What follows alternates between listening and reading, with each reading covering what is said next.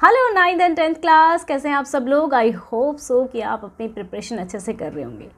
Term 1 के exam के लिए एटलीस्ट ये 40-45 दिन तो आपने डेडिकेट कर ही दिए होंगे कि भाई इन दिनों में पढ़ने ही वाला हूँ। ठीक है, तो मैंने यहाँ पे एक काफ़ी इम्पोर्टेंट सा डिसीजन लिया है जो आप लोगों को बताना ज़रूरी है। देखो बच्चा, हमने पूरा साल वर्कशीट की है, ओके, और अभी भी हम वर्कशीट्स कर रहे हैं। तो वर्कशीट में हो क्या रहा है कि जो हम ऑलरेडी वर्कशीट कर चुके हैं ना, वही रिपीट हो रही हैं। तो मैं क्या चाहती हूँ, अगर आपको वर्कशीट करनी है तो शुरू से अपनी स्टार्टिंग से वर्कशीट का रिवीजन कीजिए। अलग से चैनल पे प्लेलिस्ट बनी हुई है, उन्हीं को दोबारा से पढ़िए अगर आपको वर्कशीट से तैयारी करनी है अपनी तो। ठीक है, क्योंकि वर्कशीट क्या है, एनसीईआरटीज़ को ही काट काट के पैराग्राफ्स में से दे दी गई हैं आपको, उसके नीचे क्वेश्चन होते हैं। तो अच्छा तरीका है प्रैक्टिस करने का।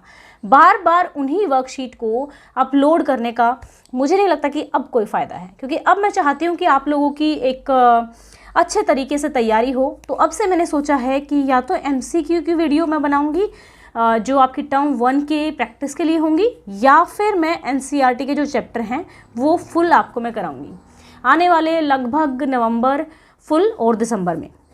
ठीक है, अनअकैडमी पे तो हमारी क्लासेस चल ही रही हैं। तो जो बच्चे वर्कशीट मांगते रहते हैं, तो मैं ये कहूँगी बच्चा कि हमने जो अभी आपकी वर्कशीट आ रही है ना, ये ऑलरेडी हम समझ चुके हैं, ये ऑलरेडी हम कर चुके हैं। हमने बिल्कुल सेम क्वेश्चन हमने पहले किए हैं पहले वाली वर्कशीट्स में। तो अभी जो वर्कशीट आ रही है ना, अगर अभी भी आप वर्कशीट देख के करोगे तो क्या होगा, अभी जो वर्कशीट आ रही है उनको as a sample paper treat करो और उनके आंसर खुद लिखने की कोशिश करो।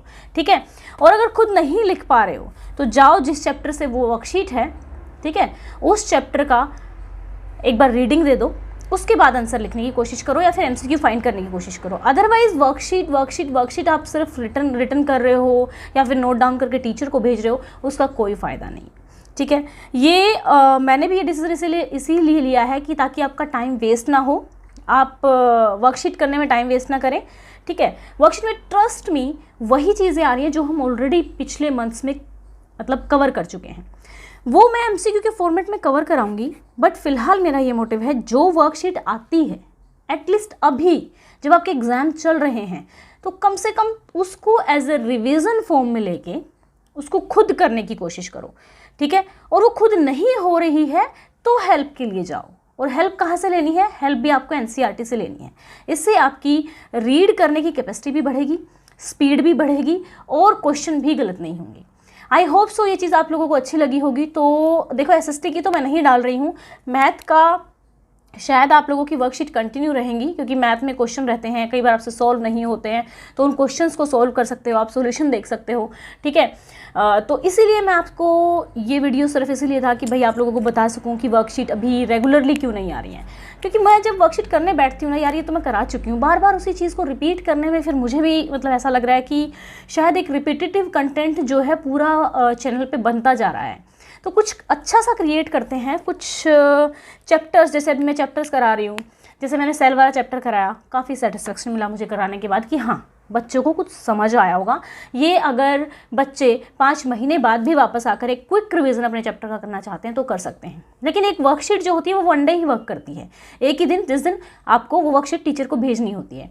लेकिन कुछ यूज़फुल वीडियो क्रिएट करते हैं चैनल पे, जो कि आप कभी भी कि आपको देखना है कि सेल क्या होता है, आपको देखना है टिश्यू क्या होता है, आपको देखना है कि जो कंसेप्ट हैं, आपके कंसेप्ट फाइंड आउट करने हैं, तो आप उसको रिवाइज कर सको। तो इसीलिए अब से आप लोगों को कुछ ऐसी वीडियोस मिला करेंगे जो वर्कशीट से हट के होंगी। एंड आई होप सो आप सभी को ये डिसीजन सही लगेगा।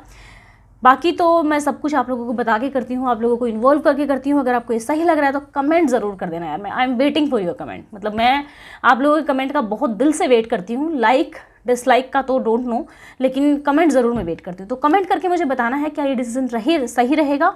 और जो बच्चे जिनको वर्कशीट करनी है, तो अभी रिवीजन के पर्पज़ से देखो 3 चीज़ें मैं इंक्लूड कर रही हूँ जो नॉर्मल दिल्ली स्कूल से नहीं है। ठीक है, उनको एमसीक्यू प्रैक्टिस करने चाहिए या सैम्पल पेपर प्रैक्टिस करने चाहिए, और एनसीईआरटी को बार बार पढ़ना चाहिए। ठीक है, और जो लोग हैं जिन्होंने वर्कशीट से पूरा साल पढ़ाई की है, तो अपनी वर्कशीट रिवाइज करो, जो वर्कशीट में एमसीक्यू है वो करो, सैम्पल पेपर करो। ठीक है, और चाहो तो एनसीईआरटी कर सकते हो, सेम ही है, वर्कशीट प्लस एनसीईआरटी सेम ही है, क्योंकि एनसीईआरटी से ही वो as it is copy paste किया हुआ है आपकी वर्कशीट में, तो ज़्यादा डिफरेंस नहीं है।